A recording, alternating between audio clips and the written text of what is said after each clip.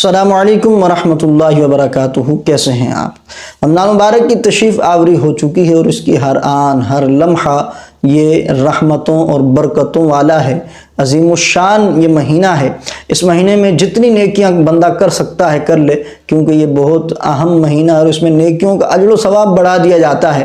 نفل کا ثواب فرض کے برابر اور فرض کا ثواب 70 گنا تک بڑھا دیا جاتا ہے۔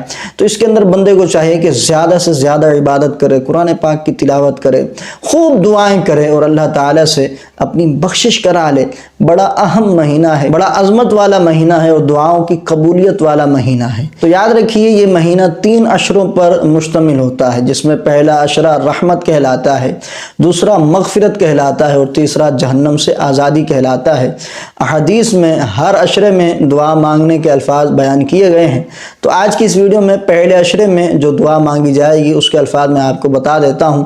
آپ نے اس طرح دعا مانگنی ہے، الفاظ اسکرین پر چل رہے ہوں گے: اللہم اغفر وارحم وانت خیر الراحمین، یا پھر اس طرح بھی کر سکتے ہیں رب اغفر وارحم وانت خیر الراحمین، یعنی اے اللہ، اے میرے رب مجھے بخش دے، مجھ پر رحم فرما اور تو بہترین رحم فرمانے والا ہے۔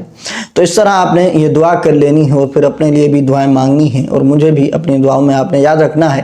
تو یہ پہلے عشرے کی دعا ہے۔ آپ جب بھی دعا مانگیں تو یہ الفاظ آپ اس دعا میں لازمی ادا کریں، کیونکہ یہ پہلے عشرے کی دعا ہے۔ انشاءاللہ اگلی ویڈیوز میں دوسرے اور تیسرے عشرے کی بھی دعائیں بیان کی جائیں گی۔ اللہ تعالی ہم سب کی دعاؤں کو قبول و منظور فرمائے۔ السلام علیکم ورحمۃ اللہ وبرکاتہ۔